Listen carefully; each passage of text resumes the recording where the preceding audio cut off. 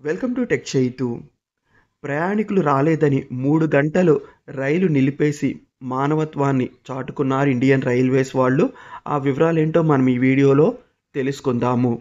మనందరికీ తెలిసిందే, జనవరి 1, 2025 సంవత్సరం నుండి రైల్వే టైం టేబుల్లో భారీగా మార్పులు చేశారు.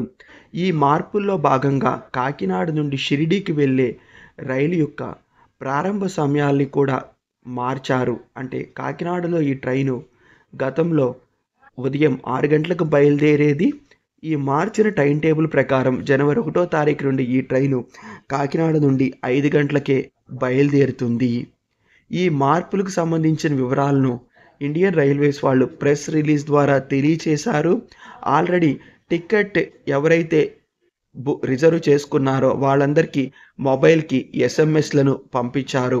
అయినప్పటికీ కొంతమంది ప్రయాణికులు పాత సమయాల ప్రకారము స్టేషన్కి ఆలస్యంగా చేరుకున్నారు.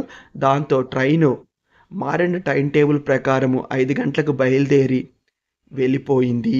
దాంతో కాకినాడ సామర్లకోట రైల్వే స్టేషన్లో చాలామంది ప్రయాణికులు రైల్ని మిస్ అయ్యారు. రైల్వే స్టేషన్కి లేటుగా చేరుకోవటం వల్ల. సో వాళ్ళు వెళ్ళి స్టేషన్ మేనేజర్ని మీట్ అయ్యారు. సో వాళ్ళు రైలు ఎక్కలేకపోయారు అని. కానీ రైల్వేస్ వాళ్ళు మాత్రము ఎస్ఎంఎస్ల ద్వారా మారిన సమాచారాన్ని తెలియజేశారు.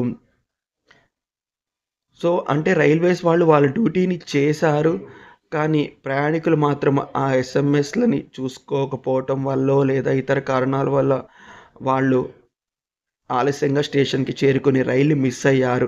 అయినప్పటికీ ఇండియన్ రైల్వేస్ వాళ్ళు మానవత్వంతో ఈ ప్రయాణికులని ఎలాగైనా రైలు ఎక్కించాలనే ఉద్దేశంతో కాకినాడ నుండి షిరిడీకి వెళ్తున్న రైల్ని రాజమండ్రి రైల్వే స్టేషన్లో 3 గంటలు నిలిపివేసి కాకినాడ సామర్లకోట రైల్వే స్టేషన్లో ఎవరైతే ఈ షిరిడీ రైల్ని మిస్ అయ్యారో వాళ్ళందరినీ ప్రత్యేక రైలు ద్వారా కాకినాడ సామర్లకోట నుండి రాజమండ్రికి తీసుకుని వెళ్ళి షిరిడీ రైల్ని ఎక్కించారు.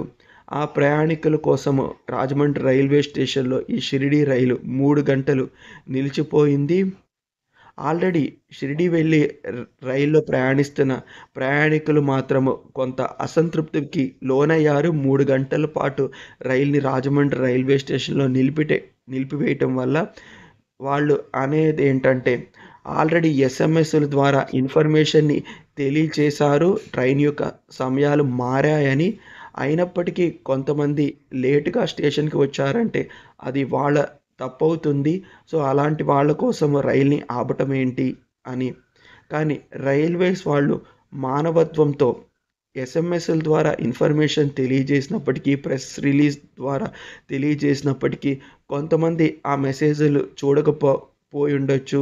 చదువుకోని వాళ్ళు చాలామంది ఉంటారు. ఎస్ఎంఎస్లు చదవటం రాని వాళ్ళు కూడా చాలామంది వాడుతుంటారు. మొబైల్స్ అంటే వాళ్ళు కేవలం ఫోన్ మాట్లాడడానికే వాడుతుంటారు. సో అలాంటి వాళ్ళని దృష్టిలో ఉంచుకొని ఇండియన్ రైల్వేస్ వాళ్ళు మానవత్వంతో ప్రయాణికుల కోసం 3 గంటల పాటు రైల్ని ఆపి రాజమండ్రిలో వాళ్ళని షిరిడీ లేదా ఇతర ప్రాంతాలకు వెళ్ళడంలో ఎటువంటి ఇబ్బందులు పడకూడదని చెప్పి వాళ్ళని రాజమండ్రి తీసుకొచ్చి రైలు ఎక్కించారు. దీనిపైన మీ అభిప్రాయం ఏంటో కింద కామెంట్ రూపంలో తెలియజేయండి. Thanks for watching.